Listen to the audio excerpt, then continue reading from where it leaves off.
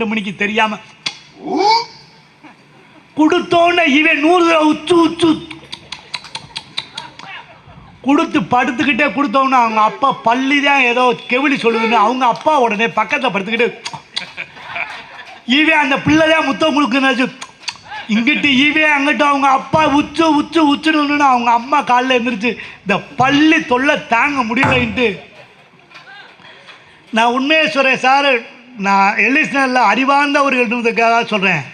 இப்போ கண்டிஷனே என்னென்னா கல்யாணம் பண்ணால் ஃபோனில் பேசக்கூடாதுன்னே ஒரு கண்டிஷன் போட்டிருக்காங்க. ஏன் அப்படின்னா கல்யாணத்துக்கு 3 மணி நேரத்துக்கு முன்னாடி கல்யாணம் நின்றுருக்கு, கல்யாணம் நாளைக்குன்னு இருக்கும்போது கல்யாணம் நின்றுருக்கு. உண்மையை நான் சொல்கிறேன். தயவுசெய்து இப்போ இருக்க பிள்ளைகளுக்கு கல்யாணம் முடிஞ்சு உன் கூடையே வாழ போகுது. இந்த 3 மாதத்தில் பேசி ஒன்றும் பண்ண போகிறதில்ல, உன் கூடையே தான் வாழப்போகுது. அப்படி வாழ்ந்தால் இந்த அக்கா மாதிரி கல்யாணம் 35 வருஷம் கழிச்சினாலும் கொடைக்கானல் போனால் மேலே சாயலாம். ஆமாம், இப்போ கல்யாணம் பண்ணால் 3ஆவது நாளே டைவர்ஸுக்கு போயிடுறேன். உண்மை தானே? ஆனால் சார் ஏன் 2 நாளாக டைவர்ஸுக்கு நீங்கள் வரல? 3 நாள் ஜட்ஜு இல்லை 2 நாளாக கோர்ட்டு லீவு சார். சனி ஞாயிறு வந்துருச்சு, திங்கக்கிழமை. ஆமாம், இல்லைன்னா அடுத்த நாளே போயிடுவேன். இப்போ நான் ஒரு காலத்தில் சார் பெண்ணை பக்கத்தில் பார்க்க முடியும்னாலே அது திருமணத்திற்கு அப்புறம் தான் பார்க்க முடியும். அப்போ இழுச்சிச்சு. ஆனால் இன்றைக்கி தெருவாக தெரியுது. அதுவும் உண்மையில நான் சொல்கிறேனே, பெண்களை பாராட்டணும், பெண் பிள்ளைகளை பாராட்டணும். கைதட்டுங்கம்மா, பெண் பிள்ளைகளை பாராட்டணுக்கா. நீங்கள் ஆமாம், உண்மையில ஆண்களை பாராட்ட வேண்டாம், பெண் பிள்ளைகளை பாராட்டணும். ஏன் சொல்லவா, கொரோனாவுக்கு அப்புறம் ஆம்பளைலாம் மாஸ்க்கு கழட்டிட்டோம். ஆனால் இன்றைக்கி தெருவில் எவன் கூட வண்டியில் போனாலும் மாஸ்க்கு போட்டு போகிற ஒரே இனம் பெண் இனம். போஸ்ட்மார்ட்டத்தில் கட்டின மாதிரியே இப்படி கட்டிடுது.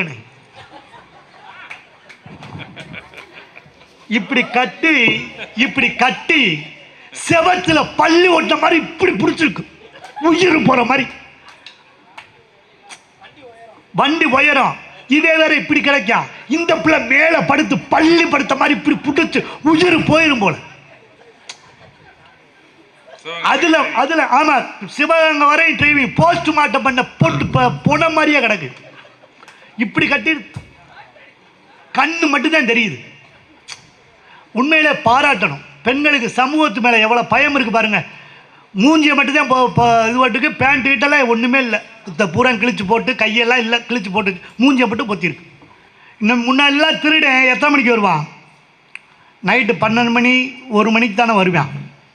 ஆனால் இன்றைக்கி அப்படி இல்லை, 8:30 வந்துடுறேன். நைட்டு 8:30 வந்துடுறேன். எல்லாம் சீரியல் பார்க்குறாங்க.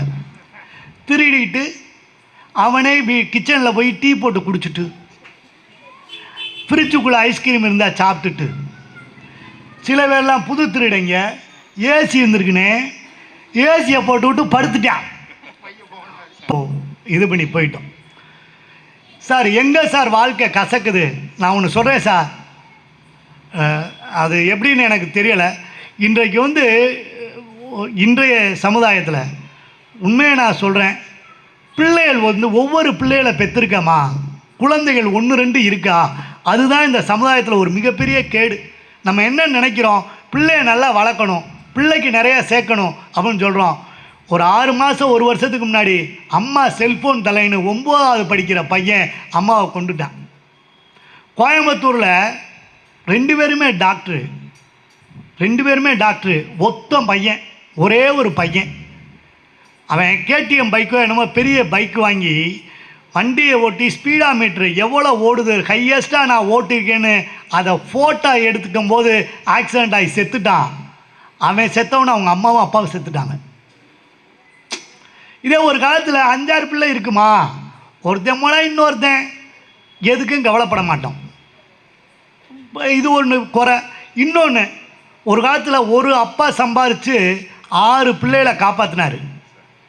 கைதட்டுங்க. ஒரு அப்பா சம்பாரித்து 6 பிள்ளைகளை காப்பாற்றினார்.